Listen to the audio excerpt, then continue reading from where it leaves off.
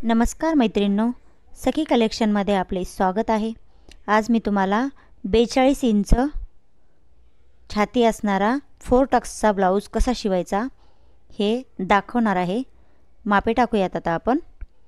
मी आता हे अस्तर 80 सेंटीमीटर घेतलेला आहे आणि त्याला फोल्ड करून घेतलेला आहे आणि बंद बाजू माझ्याकडे घेतलेली आहे। आता काय करूयात, आपण मापे टाकून घेऊयात। 14 इंच उंची आहे, आपल्याला 1 इंच एक्स्ट्रा घ्यायचे, म्हणजे 15 इंचावर मार्किंग करायची आहे। 1 इंच एक्स्ट्रा का घेतलं तर 1 इंच आपल्याला अर्धा इंच खालच्या साईडला आणि अर्धा इंच वरच्या साईडला असे 1 इंच शिलाईमध्ये जाते, म्हणून एक्स्ट्राचं घेतलेलं आहे। आता शोल्डर घ्यायचं इथे 5.5 इंचाचं, 3 इंचाची शोल्डर पट्टी आणि 2 इंच 2.5 इंचाचं गळा रुंदी। आता आपण इथं छातीचं माप टाकूयात। 42 इंचाचा चौथा भाग होतो 10.5 इंच आणि 2 इंच आपल्याला शिलाई मार्जिन, अशी मी 2 मार्जिन करून घेतलेले आहेत। आता कंबर घ्यायची 40 इंच, 40 इंचाचा चौथा भाग होतो 10 इंच आणि 2 इंच शिलाई मार्जिन, असा मी एक लाईन घेतलेली आहे आखून। आता इथं आपल्याला काय करायचे, गोलाई द्यायची आहे 1.5 इंचावर। आता ही गोलाई देऊन घेतली। आता आपण काय करूयात, हे मागचा भाग कटिंग करून घेऊयात। जसा आखलेला आहे त्यानुसार मी कटिंग करून घेते। आता समोरचा भाग कसा करायचा, आता इथं परत 1 इंच एक्स्ट्रा मार्जिन घ्यायची, कारण क्रॉसपट्टी आपल्याला कट करायची असती, त्यामुळे क्रॉसपट्टीमध्ये अर्धा इंच म्हणजे 1 इंच जातो, म्हणून 14 + 1 आणि +1 म्हणजे 15-16 इंचावर मार्जिन केली मी। शोल्डर परत अर्धा इंचावर वाढून घेतलं, 6 इंचावर शोल्डर घेतलं आणि आता परत छातीचं माप जशास तसं टाकून घेऊयात। 1.5 इंच शिलाई मार्जिन। आता इथं क्रॉसपट्टी 3.5 इंचाची आणि कमरेच्या साईडला 3 इंच असा क्रॉसपट्टीचा भाग मी आखून घेतला। आता परत आपण काय करूयात, कमरेचा भाग खालचा आपण आखून घेतला आणि आपल्याला ज्या 4 टक्सचा जे टक्स टाकायचा आहे त्याला आपण 1 इंच एक्स्ट्रा घेतलेला आहे मार्जिन, आणि इथं 2.5 इंचावर गळ्याची गोलाई घेतलेली आहे आणि 6 इंच खालचा भाग। आता आपण टक्स टाकूयात। 3.5 इंचावर पहिला टक्स टाकायचा, उभा पण 3.5 इंच टाकायचा आणि आडवा पण 3.5 इंच, आणि आतला 1 इंचाचा आपल्याला जो टक्स टाकायचा आहे तो टक्स 1 इंचाचा, त्यामुळे मी अशी लाईन ड्रॉ करून घेतली। आणि कमरेकडचा टक्स वेगळा, परत आर्महोलला 1 टक्स आणि समोरच्या साईडला परत 1 टक्स, 3.5 इंचाच्या टक्सानुसार आपल्याला हे टक्स टाकून घ्यायचे आहेत।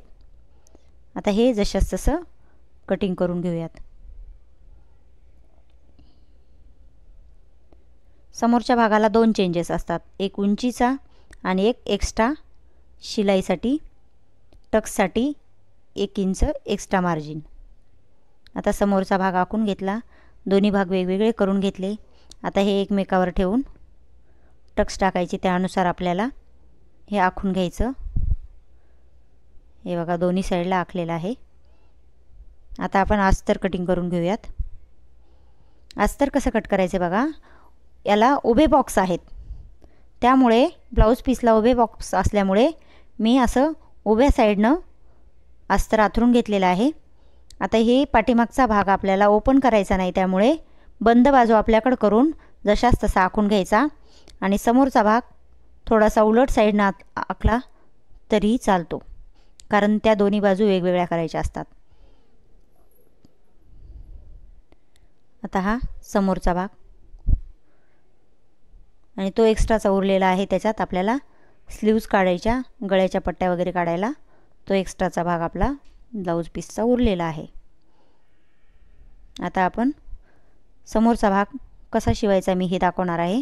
अस्तर पहिले दोन्ही साईडला जोडून घ्यायचं आणि एक्स्ट्राचं जे कापड आहे ते पण कट करून घ्यायचं।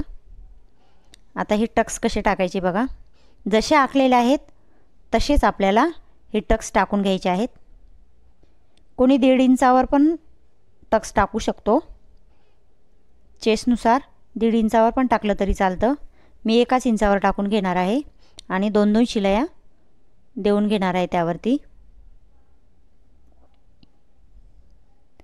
आता दुसऱ्या बाजूचा टक्स जशास तसा धरायचा आणि हा टक्स आता आपल्याला एकदम कोपऱ्यावर घ्यायचा आहे, एकदम साईडला घ्यायचा आहे, कारण हा टक्स जास्त मोठा नसतो. अर्धा किंवा पाव इंचाच्या आकारावर हा टक्स घ्यायचा. हाही टक्स आपल्याला तशाच प्रकारे घ्यायचा आहे. आता हा चौथा टक्स तोही मी टाकून घेते. बघा, खूप सुंदर असा आतला भाग आलेला आहे आपला. आता हे दुसऱ्या साईडला आपल्याला जसे आखलेले आहेत त्यानुसारच आपल्याला हे टक्स टाकून घ्यायचे आहेत.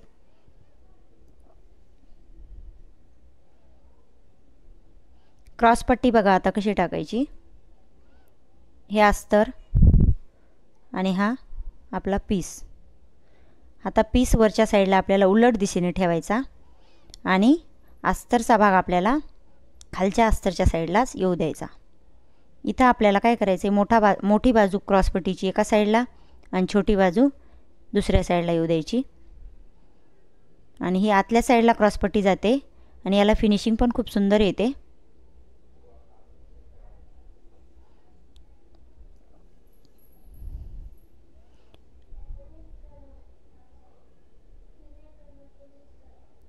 आता हे समोर एक्स्ट्राचा जो भाग उरलेला आहे क्रॉसपट्टीचा तो कट करून घ्यायचा.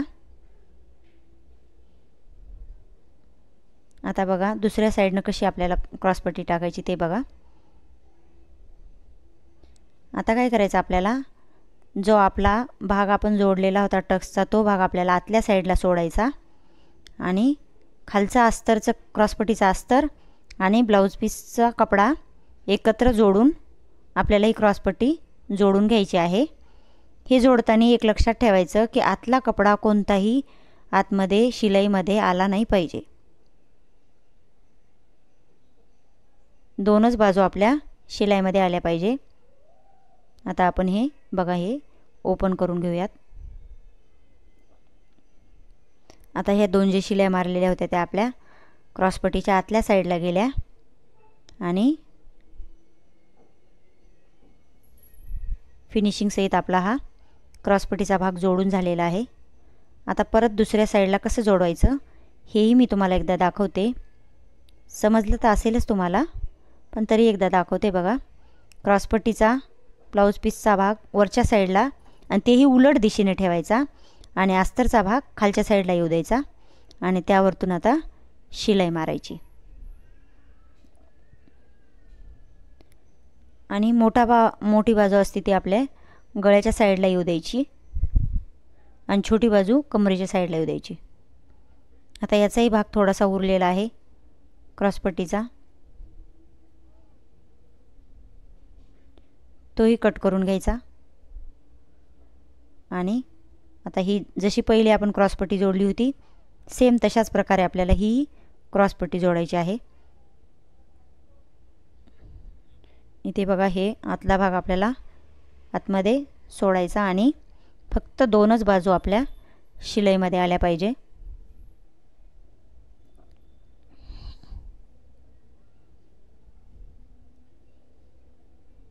काही अडचण असेल तर कमेंट करून सांगा मला. क्रॉसपट्टी 2-3 प्रकारे जोडता येते, पण ही क्रॉसपट्टी जी जोडलेली आहे मी तिची फिनिशिंग खूप छान येते आणि धागे वगैरे पण निघत नाहीत आपले. बघा दोन्ही भाग जोडून झालेत. आता आपल्याला बटनपट्टी आणि काचपट्टी बसवायची आहे. अस्तरचा कपडा मी घेतलेला आहे कारण हे बटन लावण्यासाठी कापड घेतले, त्यामुळे याला फिनिशिंग खूप छान येते, कडकपणा येतो. आता ही काचपट्टी दोन्ही जोडून झालेले आहेत. आपला आता 4 टक्सचा समोरचा भाग रेडी झालेला आहे. आता आपण गळा एकदा मापाच्या ब्लाऊजवरून मोजून पाहूत. एक्स्ट्राचा जो भाग असेल तो आपण कट करून घ्यायचा. परत वरच्या साईडला पण मोजून घ्यायचा आपला हा भाग. मापाच्या ब्लाऊजनुसार मोजल्यावर कोणताही ब्लाऊजला प्रॉब्लेम येत नाही. आता हे एक्स्ट्राचा भाग कट करून घेऊयात. म्हणजे आपला समोरचा भाग रेडी झालेला आहे।